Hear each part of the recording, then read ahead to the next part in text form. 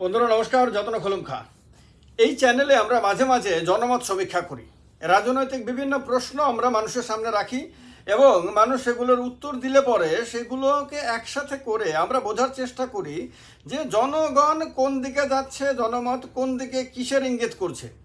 এবং এটাও বলে দিই যে জনমতে সাধারণত আমরা যা দেখেছি বিভিন্ন বড় বড় কোম্পানিগুলো যে জনমত সার্ভে করে তারা নিজেরাই বলেছে অনেক ক্ষেত্রে তারা ১,৫০০-এর আশেপাশে তারা স্যাম্পল নেয়। অর্থাৎ ধরেন সারা ভারতবর্ষে কোনো একটা বিষয়ে আপনার সার্ভে করবে, ১,৫০০ মানুষের কাছ থেকে মতামত নিয়ে সেইটাকে তার ভিত্তিতেই তারা সারা দেশের মানুষকে বলে দেয় কত পার্সেন্ট মানুষ কোন দিকে যাচ্ছে, কি বলছে ইত্যাদি ইত্যাদি।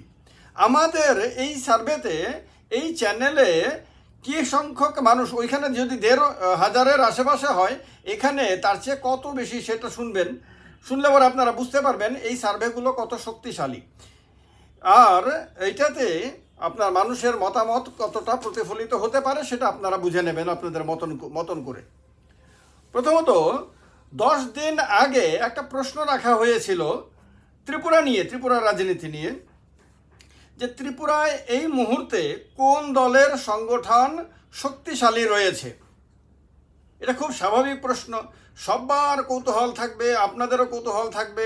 এবং এই প্রশ্নের উত্তর যারা দিয়েছেন তারা প্রায় সবাই ত্রিপুরার মানুষ বলে আমরা বিশ্বাস করতে পারি, কারণ অন্য রাজ্যের মানুষ তো ত্রিপুরার রাজনীতি নিয়ে বলতে পারবেন না। এই কারণে এখানে পশ্চিমবঙ্গের মানুষ ভোট দিয়েছেন এটা আমি মনে করছি না, এখানে আসামের মানুষ ভোট দিয়েছেন এটা মনে করছি না। এটা মনে করছি যে সাবরুম থেকে আপনার চুরাইবাড়ি পর্যন্ত, সে কৈলাসহরের মানুষ হোক, ধর্মনগরের মানুষ হোক, আম্বাসার মানুষ হোক, কুমারঘাটের মানুষ হোক, কাঞ্চনপুরের হোক, বা সাবরুম, বিলোনিয়া, অমরপুর, উদয়পুর, তারপরে শান্তির বাজার, বিশালগড়, আগরতলা, খোয়াই, তেলিয়ামুড়া, মোহনপুর ইত্যাদি এলাকার মানুষ যারা আমাদের এই চ্যানেল নিয়মিতভাবে দেখেন তারাই ভোট দিয়েছেন, এটা ধরে নিতে পারি। তো অর্থাৎ ত্রিপুরার মানুষ ভোট দিয়েছেন। এখানে কত পার্সেন্ট কোন পার্টির পক্ষে বলেছেন সেটা বলি আমি। এর আগে বলে দিই, ভোট দিয়েছেন ৪,৬০০ মানুষ, 4,600। সংখ্যাটা খেয়াল রাখবেন। ওই কোম্পানিগুলি যদি ১,৫০০-এর মতন যদি স্যাম্পল সার্ভে করে, এখানে ৪,৫০০-এর বেশি, তাহলে এর শক্তি অনেক বেশি বোঝা যায়। এখানে তৃণমূল কংগ্রেস সম্বন্ধে বলেছে ৫% মানুষ, টিএমসি, তৃণমূল কংগ্রেস। তিপ্রামথা সম্বন্ধে বলেছে 10% মানুষ, 10% মানুষ। তিপ্রামথা সংগঠন শক্তিশালী এই মুহূর্তে সবচেয়ে বেশি, এই কথা বলেছে 10% মানুষ। কংগ্রেসের সংগঠন শক্তিশালী রয়েছে এই মুহূর্তে সবচেয়ে বেশি, এই কথা বলেছে 22% মানুষ, 22% মানুষ। বিজেপির সংগঠন সবচেয়ে বেশি শক্তিশালী, এই কথা বলেছে 28% মানুষ। 28% মানুষ বলেছে ত্রিপুরা রাজ্যে এই মুহূর্তে সবচেয়ে বেশি শক্তিশালী সংগঠন বিজেপির কাছে রয়েছে। সিপিএমের সংগঠন সবচেয়ে বেশি শক্তিশালী, এই কথা বলেছে 36% মানুষ। যদি এই হিসাবটাকে আমরা এইভাবে দেখি তাহলে বলবো সবচেয়ে কম সংখ্যক মানুষ তৃণমূল কংগ্রেসের সংগঠন সম্বন্ধে বলেছে। তারপরে বলেছে আপনার তিপ্রামথা পার্টির সংগঠন সম্বন্ধে। তারপরে আছে কংগ্রেসের সংগঠন সম্বন্ধে, অর্থাৎ কংগ্রেসের ক্ষেত্রে 3 নাম্বার। তারপরে আছে আপনার 28% বিজেপির সম্বন্ধে, অর্থাৎ বিজেপি 2 নাম্বার। আর সিপিএমের সংগঠন সম্বন্ধে বলেছে 36% মানুষ। তার মানে সবচেয়ে বেশি সংখ্যক মানুষ মনে করে যে সিপিএমের সংগঠন এই মুহূর্তে সবচেয়ে বেশি শক্তিশালী রয়েছে। এটা এক ধরনের একটা হিসাব, এই হিসাবটাও খুব গুরুত্বপূর্ণ। কোন পার্টি সংগঠনের ওপর মানুষের মানে বিশ্বাস বা ধারণা বা মানুষের লক্ষ্য করছে বা ইত্যাদি, সে সংগঠনকে যে এরা সবাই ভালোবাসে তার কোনো কথা নাই। কিন্তু এখানে হতে পারে এই ক্ষেত্রে এমন অনেক মানুষ হয়তো সিপিএমকে ভোট দিয়েছে যারা সিপিএমকে পছন্দ করে না, কিন্তু তাদের ধারণা যে সিপিএমের সংগঠন ভীষণ মজবুত বা সবচেয়ে বেশি মজবুত।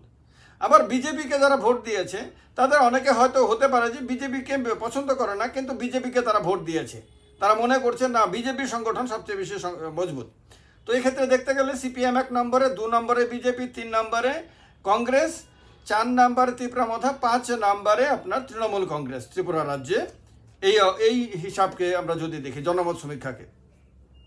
আর একটা প্রশ্ন 3 দিন আগে করা হয়েছিল যে ত্রিপুরায় বর্তমানে যুব সমাজের কাছে, ইউথদের কাছে, এটা খেয়াল রাখতে হবে, পার্টিকুলারলি বাকি মানুষ না, কিন্তু যুব সমাজের কাছে ত্রিপুরা রাজ্যে এই মুহূর্তে যুব সমাজের ঝোঁক কোন দিকে, যুব সমাজের ট্রেন্ড কোন দিকে মানুষ ইনক্লাইন্ড, মানুষ ঝুঁকে আছে, সেইটা ভীষণ ক্রুশাল একটা প্রশ্ন। কারণ যে কোনো দলের দিকে যত বেশি যুব সমাজ, যুবতীরা ঝুঁকবে, সেই দলের তত বেশি সেই দল শক্তিশালী হবে, সেই দল তত দ্রুত এগিয়ে যাবে। এই ক্ষেত্রে তৃণমূল, আচ্ছা প্রথমে বলে দিই, এই ক্ষেত্রে 4,900 মানুষ ভোট দিয়েছে। এর আগেরটাতে বলেছি 4,600 মানুষ, এখানে বলছি 4,900 মানুষ। এই সংখ্যাগুলোকে পৃথিবীতে কেউ চেঞ্জ করতে পারে না। এই কারণে আপনারা ইচ্ছে করলে চ্যানেলে গিয়ে আপনারা দেখে নিতে পারেন, নিচে নাম্বারটা লেখা থাকে কতজন ভোট দিয়েছেন। তো এই প্রশ্নের উত্তরে 4,900 মানুষ ভোট দিয়েছেন। এটা কোনো চারটিখানি বিষয় না, বিশাল সংখ্যক এটা। তো এর মধ্যে মাত্র 5% তৃণমূল কংগ্রেসের দিকে যুব সমাজের ঝোঁক বলেছেন। তৃণমূল কংগ্রেস। তিপ্রামথার দিকে 8% মানুষ বলেছেন তিপ্রামথার দিকে যুব সমাজের ঝোঁকটা সবচেয়ে বেশি। সিপিএমের দিকে যুব সমাজের ঝোঁক সবচেয়ে বেশি, এই কথা বলেছেন 21%, 21% মানুষ। বিজেপির দিকে যুব সমাজের ঝোঁক সবচেয়ে বেশি, এই কথা বলেছেন 16% মানুষ, 16% মানুষ। আর কংগ্রেসের দিকে যুব সমাজের সবচেয়ে বেশি ঝোঁক, এই কথা বলেছেন 50% মানুষ, 50% মানুষ। অর্থাৎ একা কংগ্রেসই অর্ধেক আপনার এই ক্ষেত্রে নিয়েছে তার দিকে। সেইভাবে হিসাবটাকে এবারে যদি আমরা সাজাই, তাহলে 1 নম্বরে এক্ষেত্রে কংগ্রেস, 2 নম্বরে সিপিএম, 3 নম্বরে বিজেপি, 4 নম্বরে তিপ্রামথা, 5 নম্বরে গিয়ে তৃণমূল কংগ্রেস।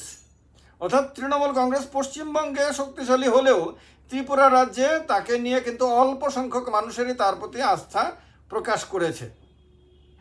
আর তিপ্রামথার দিকে কিন্তু টোটাল জনসংখ্যা হিসাব করলে তিপ্রামথার কিন্তু এক্ষেত্রে যথেষ্ট ভালো সংখ্যক, 8% বা 10% কিন্তু কোনো চারটিখানি বিষয় নয়, এই সংখ্যাটা কিন্তু বিশাল আমি বলবো টোটাল হিসাব করলে পরে। তো এই যে জনমত সমীক্ষাগুলো বেরিয়ে আসছে এবং এগুলোতে আপনারাই ভোট দিচ্ছেন, আপনাদের ভোটগুলোকে একত্রিত করে আমি বলছি, এইটা কিন্তু শাসক দলের জন্য যথেষ্ট চিন্তার বিষয়। কারণ আর এটাও একটা ব্যাপার যে শাসন ক্ষমতায় থাকলে সাধারণত কোনো দল পৃথিবীর কোনো দলের পক্ষেই জনগণ তার সঙ্গে কতটুকু আছে আর তার মাটির নিচে থেকে যে পায়ের নিচে থেকে যে মাটি সরে যাচ্ছে সেটা সে বুঝতে পারে না।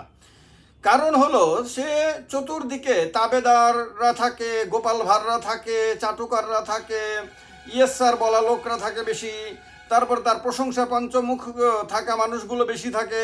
সব কিছু তার ভালো, তার কোনো ত্রুটি নাই, তার কোনো দোষ নাই, তার কোনো ভুলভ্রান্তি নাই, সব মানুষ তার জয় জয়কার করছে, সবাই ধন্য করছে।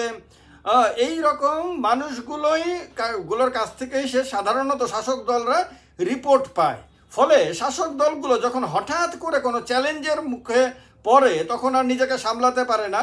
কারণ সে এতদিন ধরে শুধু সব কিছু ভালো সব কিছু অনুকূলে এই কথাই জেনে এসেছে। ফলে তার মধ্যে একটা লেজিনেস এসেছে, তার মধ্যে একটা সব কিছু ভালো যখন আছে একটু আরাম আয়েস ইত্যাদির একটা ভাবনা এসেছে। ফলে শরীরের মধ্যে মেদও বেড়ে যায়।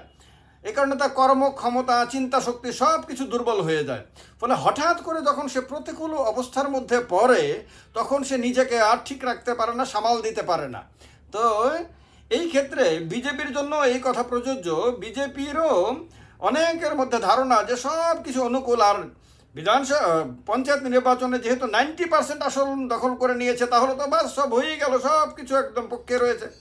এই অবস্থাতে জনমত কি, আসল চিত্রটা কি, সেইটা এই জনমত সমীক্ষাতে উঠে এসেছে বলে মনে হয়।